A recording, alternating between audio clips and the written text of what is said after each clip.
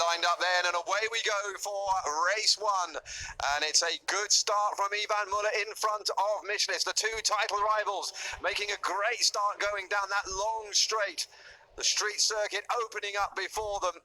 Kevin Chekon also racing well as well. He's in fourth place, mixing it up with the Cyan Racing Lincoln Co. boys. El Haché there, along with Prio, as they all race down, with the wildcards, local Hong Kong wildcards, coming up at the back of the pack at the moment. 8 laps. It's a 6-kilometre circuit, so it's not short. Muller still in front. Michelis behind him. Prio also going well.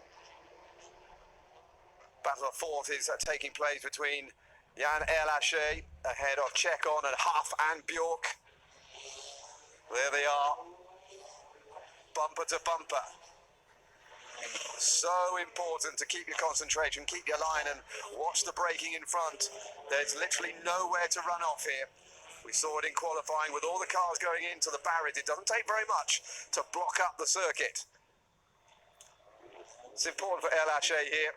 He's a good bumper for the likes of Björk, which will help the man at the front, Muller. Muller, at the moment, playing his way into being the top contender for the Lincoln Co. boys. Both he and Björk is there in the top 4, both of them with a chance to win the title.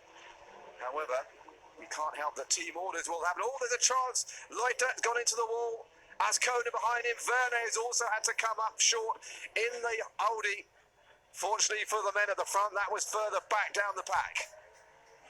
This is Björk then. Lost his 3rd place after the last round. But he's still very much in the fight. Chekon going well. There's Huff, the man who has 9 titles here in race wins at the Macau circuit. He really knows how to get the best out of any car he's driving on this tight circuit. This is one of the wider parts of it.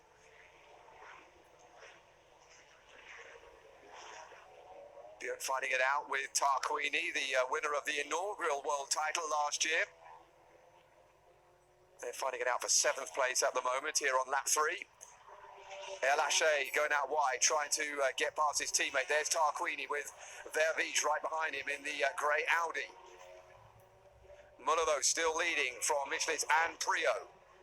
Prio having a good time of it so far. He's struggled in his first season back in the big time. 3-time former WTCR title winner. Tarquini, the world champion, is about to concede not only his title but also this place as well to the Audi.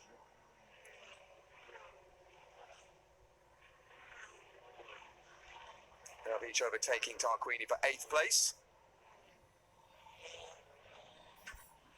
On board then with the leader, Muller, ahead of Michelis. And if it stays like this, Michelis will overtake Guerrieri and go in front at the top of the championship. And Muller, who had fallen 50 points behind after a disastrous last round in Japan, for actually pulling himself back up into contention as well for that title challenge that will all come down maybe to the last round in Sepang. We've still got to get through, though, this race and 2 more. Verviche is really flying now, putting the pressure on El Haché.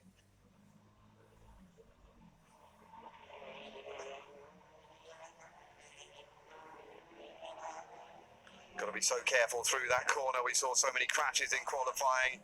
Last thing you need is underscore. There's Verviche. Goes past El Haché at Lisboa. A lot of overtaking taking place there.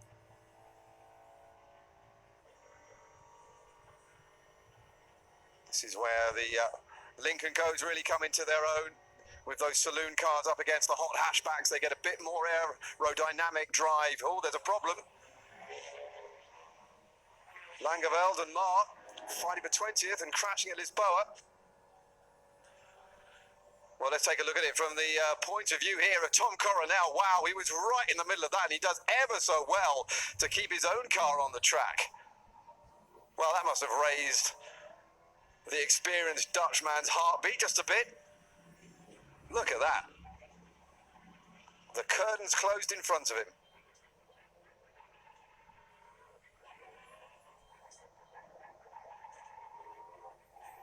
Guerrieri behind. Not having the best start to the weekend. The man who is going to lose his world championship lead, even more so now that he's pulled into the pits. It's not gone well for him so far. He'll have to look to race 2.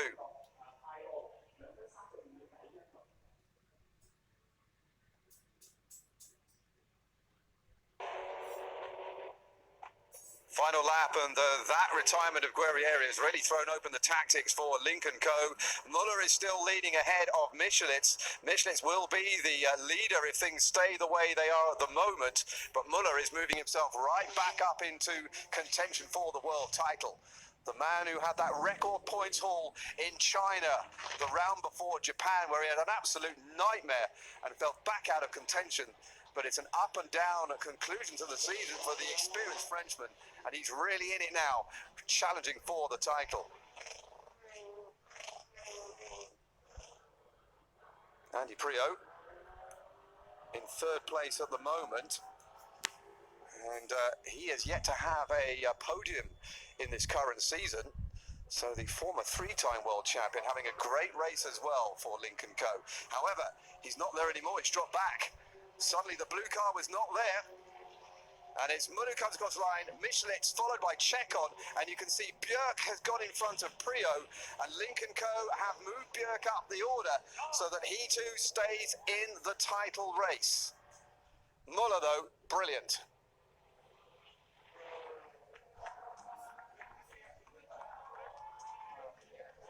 53rd win for Muller in World Touring Cars, and a 3rd here in Macau for the French 4-time WTCR champion, enjoying his unexpected career comeback.